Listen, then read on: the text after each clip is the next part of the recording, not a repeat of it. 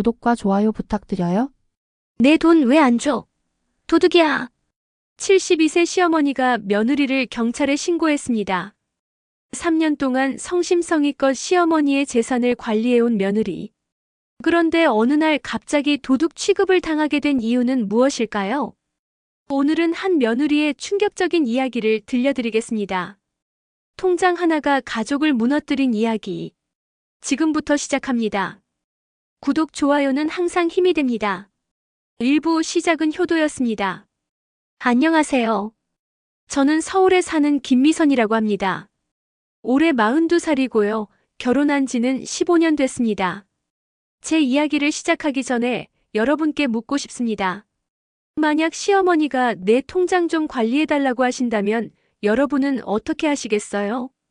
저는 3년 전 아무 고민 없이 내라고 대답했습니다. 그때만 해도 그게 효도라고 생각했거든요. 시어머니께서 당시 70세셨는데 어느 날 갑자기 저를 부르시더라고요. 미선아, 엄마가 나이가 드니까 은행 일 보는 게 힘들어. 통장 좀 내가 관리해 줄 수 있겠니? 사실 처음엔 조금 부담스러웠어요. 돈 문제는 가족 간에도 조심스러운 부분이잖아요. 하지만 시어머니께서 믿고 맡기시는데 거절할 수도 없었고 무엇보다 남편이 적극적으로 권했어요. 당연히 내가 해야지. 우리 엄마가 누구를 믿고 맡기시겠어? 그래서 시어머니의 통장과 도장, 카드까지 모두 맡게 되었습니다. 처음 통장을 받았을 때 잔액을 확인하고 깜짝 놀랐어요. 시아버지께서 돌아가시고 받은 보험금과 부동산 정리한 돈으로 약 8천만 원이 있었거든요. 72세 어르신이 여생을 보내시기에는 충분한 금액이었습니다. 저는 정말 성실하게 관리했어요.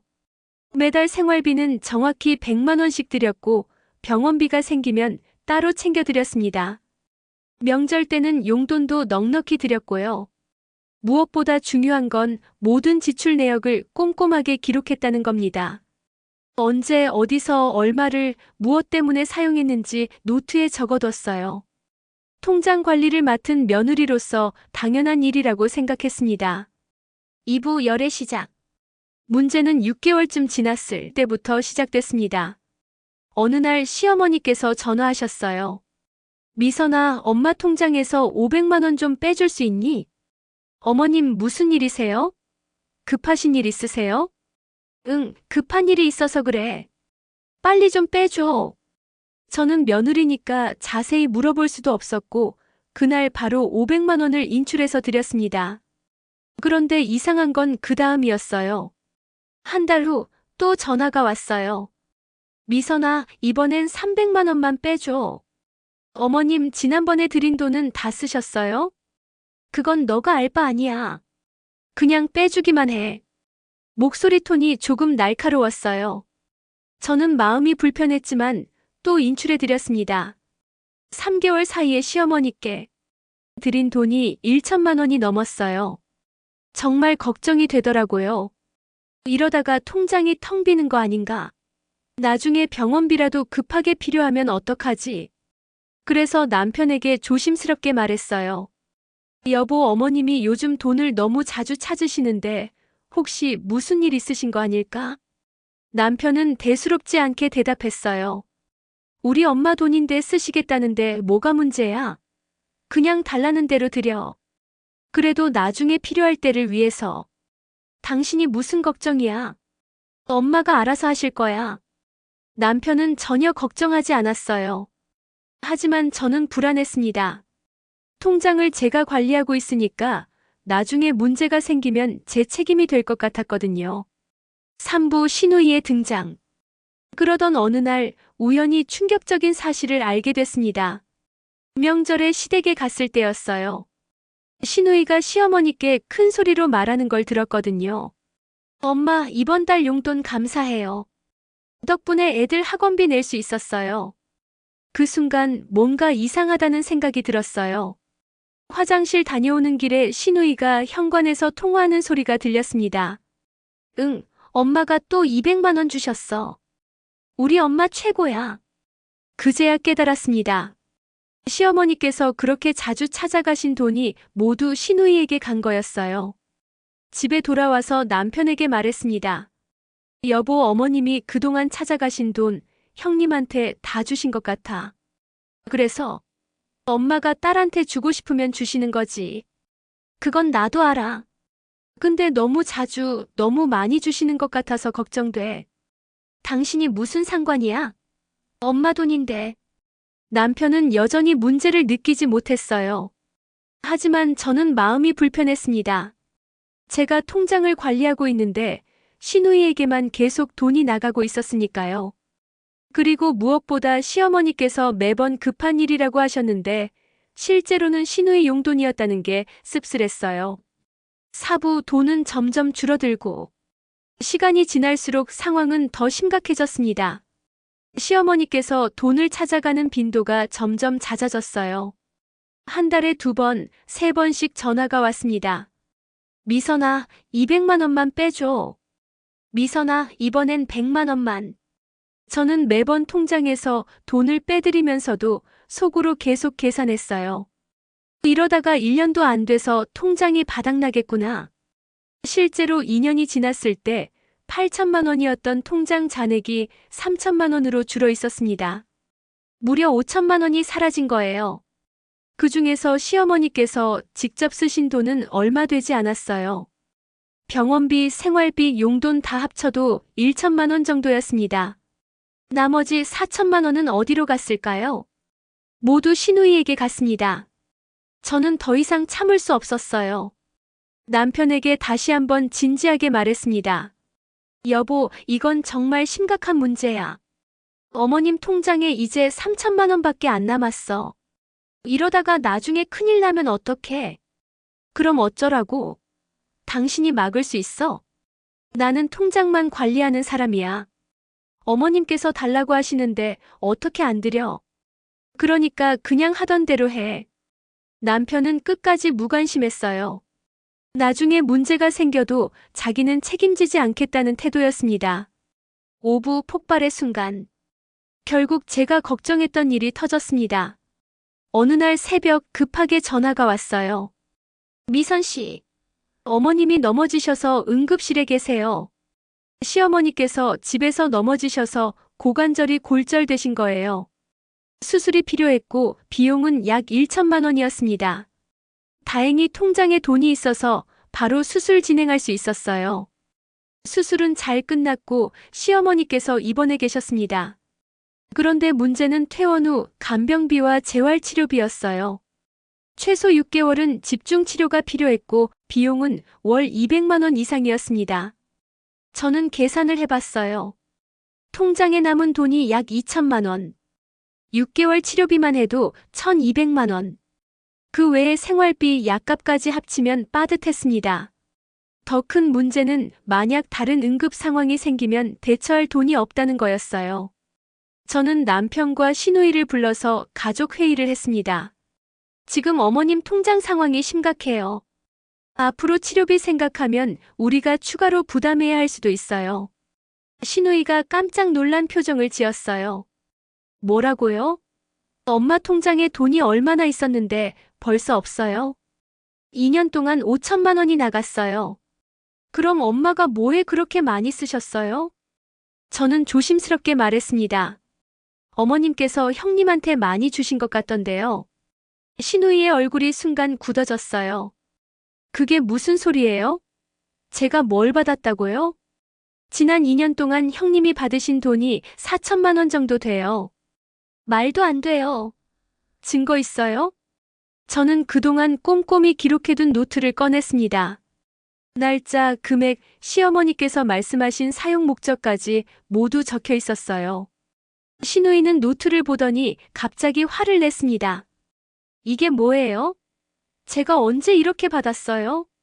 엄마가 주고 싶어서 주신 거잖아요. 저도 알아요. 근데 이제 어머님 치료비가 필요한 상황이니까 함께 부담하자는 거예요. 왜 제가 부담해요? 동생이 통장 관리했으면 동생이 책임져야죠. 순간 머리가 띵했어요. 제가 통장을 관리한 건 시어머니께서 부탁하셔서였고 돈을 드린 것도 시어머니께서 달라고 하셔서였는데 이제 와서 제 책임이라니요? 육부 며느리가 도둑이 되는 순간 더 황당한 일은 그 다음 날 일어났습니다. 시누이가 시어머니 병실에 가서 뭔가 말씀을 드린 모양이에요. 그날 저녁 시어머니께서 저를 부르셨습니다. 미선아, 내가 내 통장에서 돈을 마음대로 썼다며? 예. 어머님 무슨 말씀이세요? 내 딸이 그러던데 8천만 원 있던 돈이 2천만 원밖에 안 남았다며? 네, 맞아요. 그동안 어머님께서 찾아가신 거예요. 내가 언제 그렇게 많이 찾아갔어? 제가 다 기록해뒀어요. 어머님께서 필요하실 때마다 드렸어요. 기록? 그게 진짜야? 내가 마음대로 쓰고 거짓으로 기록한 거 아니야? 그 순간 숨이 막혔습니다. 3년 동안 성심성의껏 관리했는데 이제 와서 도둑 취급을 하시다니. 어머님, 저는 한 푼도 안 썼어요. 모두 어머님께 여쭤보고 드린 거예요. 증거 있어? 기록이 증거예요. 기록은 내가 쓴 거잖아. 그게 무슨 증거야? 시누이가 옆에서 거들었어요. 엄마, 제 말이 맞죠? 동생이 통장 관리하면서 중간에서 빼돌린 거예요. 그럴 리가 없어요. 저는. 그럼 통장 거래 내역 보여줘봐요. 정말 엄마한테만 돈 갔는지 확인해보죠. 저는 바로 은행 거래 내역을 출력해왔습니다. 모든 출금 내역이 현금 인출이었고 제 개인 계좌로 이체된 건 단 한 건도 없었어요. 하지만 시누이는 계속 의심했습니다. 현금으로 찾아서 본인이 쓴 거 아니에요? 그럼 CCTV라도 확인해보세요. 저는 매번 어머님께 직접 드렸어요. 그날 이후 저와 시댁 식구들의 관계는 완전히 틀어졌습니다. 7부 경찰서에 신고당하다. 가장 충격적인 일은 일주일 후에 일어났습니다. 저녁에 집에 있는데 갑자기 경찰서에서 전화가 왔어요. 김미선 씨 맞으십니까? 횡령 혐의로 고소가 들어왔는데요. 조사받으러 나오셔야겠습니다. 네. 횡령이요? 제가요? 네, 신고자가 시어머니시라고 하는데 내일 오전에 출석 가능하신가요? 손이 떨렸습니다. 시어머니께서 저를 경찰에 신고하셨다는 게 믿기지 않았어요. 남편에게 전화했습니다. 여보, 어머님이 나를 경찰에 신고하셨대. 뭐? 우리 엄마가? 응, 횡령 혐의래. 내가 통장에서 돈을 빼돌렸다고. 말도 안 돼. 내가 엄마한테 얘기해 볼게. 하지만 남편이 시어머니께 전화했을 때 돌아온 대답은 차가웠습니다. 내 돈이 없어졌는데 당연히 조사받아야지. 너 와이프가 정말 안 썼으면 떳떳하게 조사받으면 되잖아. 다음 날 저는 경찰서에 갔습니다. 조사실에 앉아서 경위를 설명했어요. 시어머니께서 부탁하셔서 통장을 맡게 된 것, 매번 허락받고 돈을 들인 것, 모든 내역을 기록해둔 것. 담당 형사님이 제 기록 노트와 통장 거래 내역을 꼼꼼히 확인하셨어요. 거래 내역 보니까 본인 계좌로 이체된 건 하나도 없네요. 모두 현금 인출이고. 네, 제가 직접 어머님께 현금으로 드렸어요. 그럼 이 돈들을 시어머니께서 받으셨다는 증거는 있나요? 증거요? 제가 직접 드렸는데요. 직접 드렸다는 걸 증명할 수 있는 게 있나요? 영수증이나 문자 기록이라든지.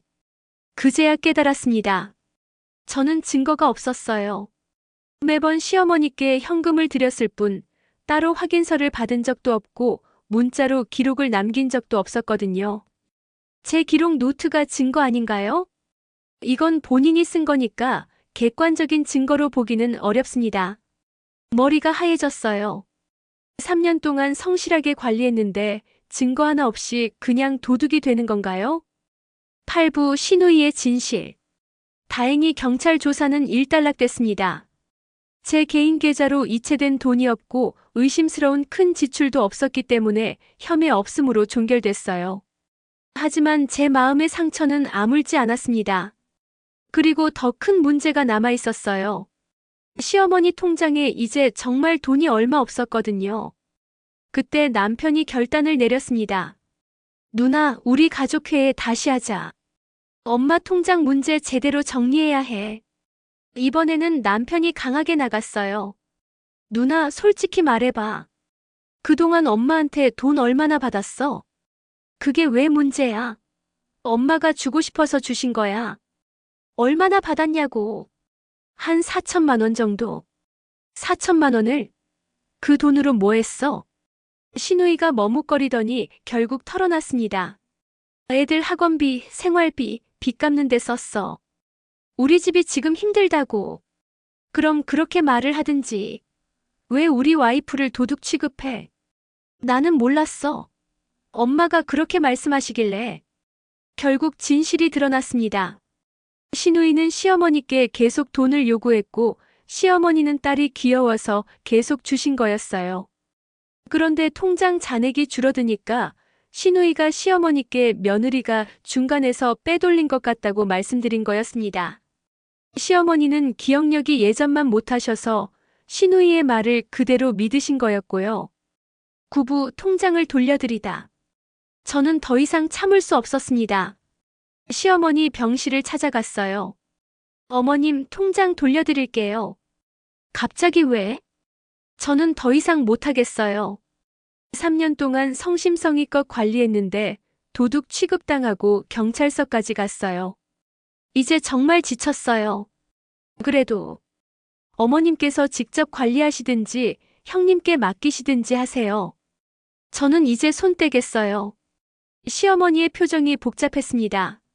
미선아, 그동안 고생했어. 엄마가 미안해. 그 한마디에 눈물이 났어요. 진작 이렇게 말씀해 주셨으면 얼마나 좋았을까요? 통장과 도장, 카드를 모두 돌려드렸습니다. 그리고 제가 기록해둔 노트도 함께 드렸어요. 어머님, 이게 지난 3년간의 모든 거래 내역이에요. 한 푼도 빠짐없이 기록했어요. 시어머니께서 노트를 받아들고 한참을 보시더니 한숨을 쉬셨어요. 내가 이렇게 많이 썼구나. 네, 어머님. 대부분 형님께 주신 거예요. 미선아, 정말 미안해. 내가 도둑질한 줄 알았어. 괜찮아요. 이제 직접 관리하세요. 10부 3개월 후. 통장을 돌려드린 지 3개월이 지났습니다. 그동안 무슨 일이 있었는지 아세요? 통장에 남아있던 2천만 원이 모두 사라졌습니다. 시어머니께서 신우이의 요구를 거절하지 못하시고 계속 돈을 주신 거예요. 결국 어느 날 시어머니께서 남편에게 전화하셨습니다. 준호야, 엄마 통장에 돈이 하나도 없어. 이번 달 생활비 좀 보내줄 수 있니? 남편은 충격을 받았어요. 엄마 2천만 원이 3개월 만에 다 없어졌어요? 그게 내 누나가 자꾸 달라고 해서. 결국 남편과 신우이가 크게 싸웠습니다. 신우이는 엄마가 주고 싶어서 주신 거다라며 책임을 회피했고 남편은 이제부터 생활비는 너가 대라고 했어요. 하지만 신우이는 자기 형편도 어렵다며 거절했습니다. 결국 시어머니의 생활비는 우리가 부담하게 됐어요. 매달 100만 원씩 보내드리고 있습니다. 11부 그리고 지금 시어머니께서는 요양원에 계십니다. 혼자 생활하시기 어려워서 요양원에 들어가셨는데 비용은 역시 우리가 부담하고 있어요. 신우이는 한 달에 한 번 정도 문안 오는 게 전부입니다. 가끔 시어머니께서 저를 보시며 말씀하세요. 미선아, 그때 내가 통장 계속 관리했으면 좋았을 텐데. 저는 웃으며 대답합니다. 어머님, 지나간 일이에요. 이제 괜찮아요. 하지만 속으로는 여전히 씁쓸합니다. 만약 제가 통장을 계속 관리했다면 지금처럼 돈이 모두 사라지지는 않았을 거예요. 시어머니의 여생을 위한 병원비도 요양원비도 충분히 있었을 겁니다. 하지만 그때 제가 도둑 취급당하면서까지 버틸 수는 없었어요. 마무리. 여러분, 이 이야기를 들으시고 어떤 생각이 드시나요? 저는 이제 깨달았습니다. 가족 간의 돈 문제는 정말 조심해야 한다는 것. 여러분은 비슷한 경험이 없으신가요? 모두 건강하시고 행복하세요. 감사합니다.